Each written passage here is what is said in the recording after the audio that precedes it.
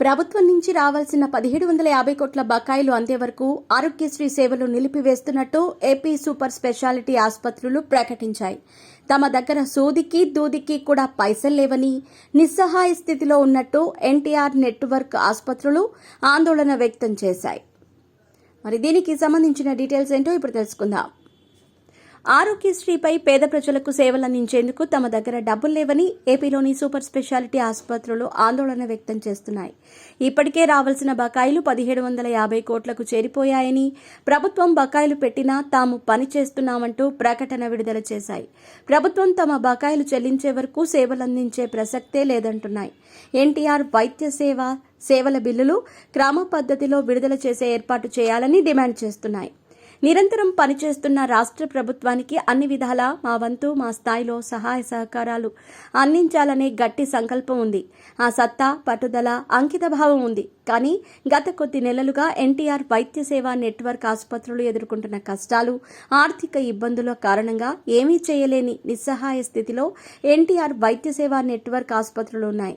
గత 8 నెలలుగా సరైన చెల్లింపులు లేకపోవడంతో ఆసుపత్రులను నడపడం చాలా కష్టంగా మారింది.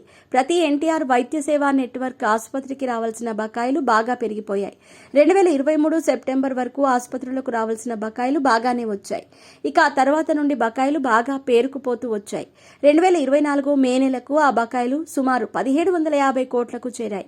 ఇక మా వల్ల కాదని మేమంతా చేతులెత్తేసినప్పుడు అప్పటి ప్రభుత్వ ప్రధాన కార్యదర్శి జవహర్ రెడ్డి ఆపద్ధర్మ ప్రభుత్వం ఉందని, అందువల్ల 500 కోట్లు ఇస్తామని మమ్మల్ని నమ్మించి చివరకు ఒక్క రూపాయి కూడా విడుదల చేయలేదు.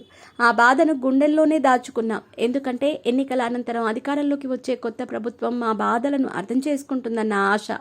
కానీ కొత్త ప్రభుత్వం ఇప్పటి వరకు మా బాధలను వినలేదు. మేము ఎన్ని ప్రయత్నాలు చేస్తున్నా కానీ కనీస స్పందన కూడా లేదు. మేము చేస్తున్న సేవలను ప్రభుత్వ పెద్దలు గుర్తిస్తారని, ఈ రోజు కాకపోతే రేపైనా కానీ మా బకాయిలను విడుదల చేస్తారన్న గట్టి నమ్మకంతో ఏదో విధంగా ఇంతకాలం భారంగా నెట్టుకొస్తున్నాం.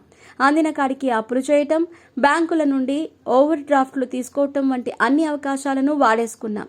ఇప్పుడు ఇక ఉన్న అన్ని మార్గాలు మూసుకుపోయాయి. దూది సూది కూడా కొనలేని పరిస్థితుల్లో ఉన్నామంటే పరిస్థితి ఎంతగా దిగజారిపోయిందో అర్థం చేసుకోవాలని మనవి చేస్తున్నాం. ఇక ఆసుపత్రులను నడపటం మా వల్ల కావటం లేదు. ఇప్పటి వరకు ఉన్న అవకాశాలను అన్నింటినీ ఉపయోగించుకొని ప్రభుత్వానికి ఎక్కడా చెడ్డ పేరు రాకూడదని, పేద వర్గాలకు కష్టం కలగకూడదని, నష్టం జరగకూడదని ఉద్దేశంతో నడుపుతున్న మేము ఇక ఎంత మాత్రం ఆ భారాన్ని మోయలేని పరిస్థితుల్లో ఉన్నాం.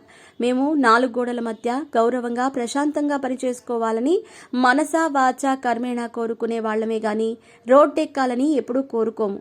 అలాంటి మేము ఇప్పుడు ఇలా నిస్సహాయతను వ్యక్తం చేస్తూ ఇక నుండి ఎన్టీఆర్ వైద్య సేవా పథకంలో వైద్యం చేయలేమని చెబుతున్నామంటే గదిలో బంధించిన పిల్లి ఎలా ప్రతిస్పందిస్తుందో అలా మా పరిస్థితి తయారైందన్న విషయాన్ని అర్థం చేసుకోవాలని కోరుతున్నాం.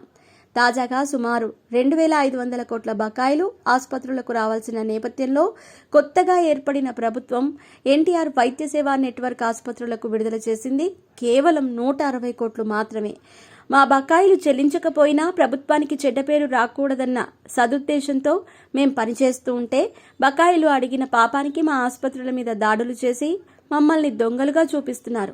మన దేశ సంస్కృతిలో మనకు చిన్న సాయం చేసిన వారికి కూడా మనం ఎంతో రుణపడి ఉంటాం. కానీ అటు పేద వర్గాలకు ఇటు ప్రభుత్వానికి సేవలందిస్తున్న మాపై దాడులు చేయటం, దొంగలుగా చూపించటం ద్వారా ఒత్తిళ్లు తీసుకొస్తున్నారు.